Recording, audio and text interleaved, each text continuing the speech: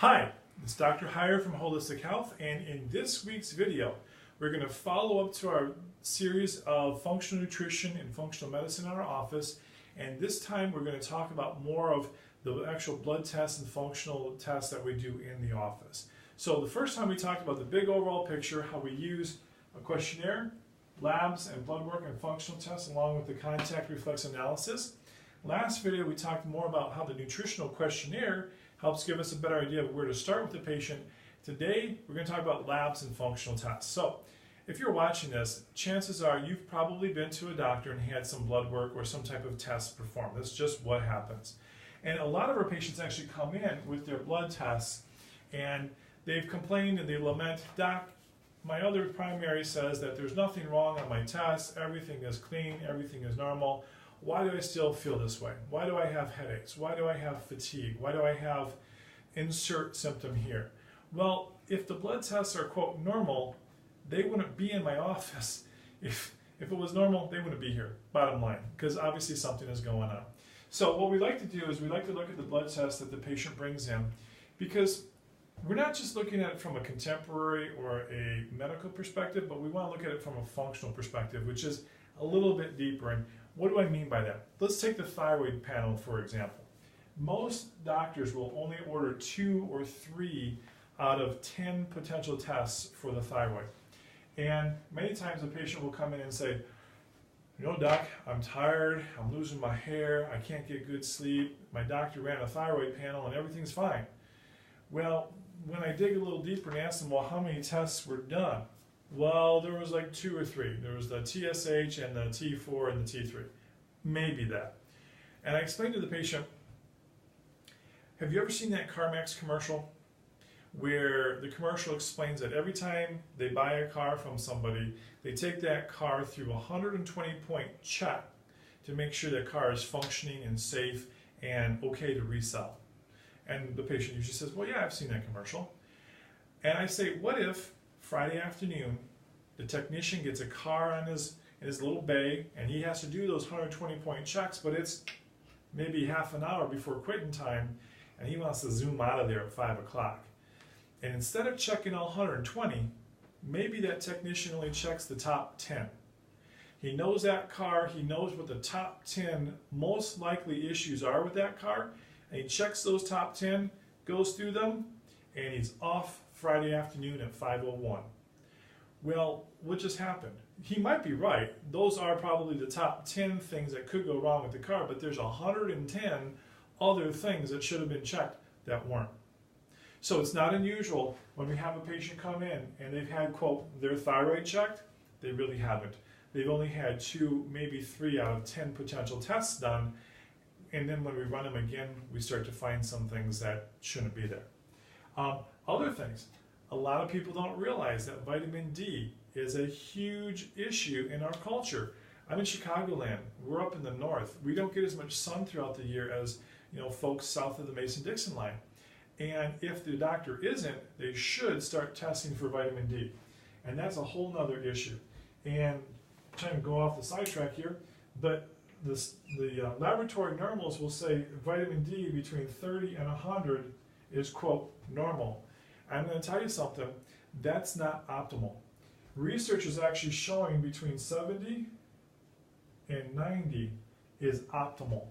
So I have people who come in and say, oh yeah, I had my D checked and they're at 32.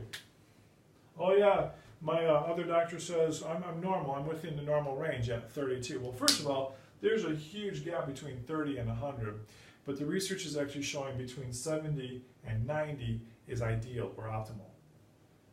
And then, of course, I have a lot of people and patients who come in with headaches, and I look at their blood work and magnesium was never tested. Or if it wasn't tested correctly, it was tested in the serum. What you really want to have is magnesium tested into the blood cell. Okay, so you may wonder, well, what's that got to do with anything? Well, there's the serum test, which simply means how much magnesium is floating around in my blood. What I want to know is how much is actually getting into the cell. And I've used this analogy before. What if there's 100 taco trucks driving around the neighborhood? It's Taco Tuesday anyway. If there's 100 taco trucks driving around the neighborhood, I don't care if there's 1,000. What I care about is how many tacos or getting inside my tummy. So I don't care how many taco trucks are driving around, one of them's got to stop so I can eat tacos and get tacos in my tummy. So kind of the same concept here. It doesn't really matter how much magnesium is floating around in your serum. What you really want to know is how much is getting into the blood cell. That's where it can do its job and work. So those are typically some of the things we look at when we're looking at the blood test. But functional tests is what really separates us from the average Joe. And if you've seen any of our videos in the last couple of months, we've actually done some videos on food sensitivity tests, and we explain the difference between an allergy and a sensitivity and why that's important. And I can share with you that since we've been doing these videos, we've had a number of patients who've gotten the food sensitivity testing done, found out what foods they're sensitive to, removed them from their diet because those offending foods were causing their skin issues. We've had people who've had psoriasis and eczema and dermatitis and other things start to clear up simply by not eating those offending foods. But this week, I'd like to really focus on the brain span. And what does that mean? Well, it's a blood test as well as a cognitive test. So I took one about a week and a half ago, and it was just a simple finger prick blood test that I shipped off to the lab. And then I also had to do some tests on the computer and lining things up and remembering words and some cognitive type and behavioral skill tests. And it's really cool because what it does is it tests my omega-3 index, which is kind of an indication of if there's inflammation or where am I at in my body with inflammation, as well as cell inflammation balance, not only in the body but in the cell itself. Remember, we talked about getting things inside the cell is important. My cardiometabolic index, my memory capacity, and my sustained attention. Hey, I'm not 21 anymore. My memory kind of fades. I walk into a room, I'm like, what did I walk in here for? That's just because I got a lot of things on my mind, but it helps to test that as well. It also tests my cognitive flexibility as well as my processing, getting information in and what can I do with that information. I'm going to be honest with you, I didn't do so good. I actually ended up scoring a 3.9 out of 10. Was it 10? Yep, 3.9 out of 10.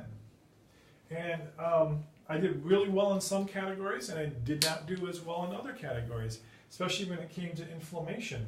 I eat pretty lean and clean, but apparently not as lean and clean as I thought I should. And here I am. I don't have any health issues that I know of. I'm certainly not symptomatic with anything. And yet my test score comes back and says, hey, I've got things that I can improve and I need to work on. And you may be wondering, well, what does this test help, or who can this test help? Well, certainly if you've been in a car accident and you've had some trauma to the spine, or if you've had concussions either from a car accident or from maybe, years ago you played sports, maybe you played soccer, maybe you played football, and your head just doesn't feel right. And of course, those who are aging, this is a great way to see what your cognitive skills are and where you are at. And it's even starting to help us better understand who might be moving towards Alzheimer's and dementia, and kind of like an early warning screen. That kind of gives us an idea of, hey, we can actually help this person improve their health, so maybe they can avoid that. And of course, my favorite, headaches. So if you have headaches, this is an excellent test to have run to see if your brain and your body are working well together, and if not, what needs to be done to help you get back in the right direction. So this week, just to kind of review, we definitely like looking at our patients' blood tests, what they've had. Sometimes we have to send them back and have additional tests done. Sometimes we can use what they bring with us. We like to use functional tests that give us a more in-depth understanding of what's going on in their body and gives us better information to understand what the cause of the problem is. And in particular, this week we talked about the brain span and realized that I have a lot of room for improvement as well.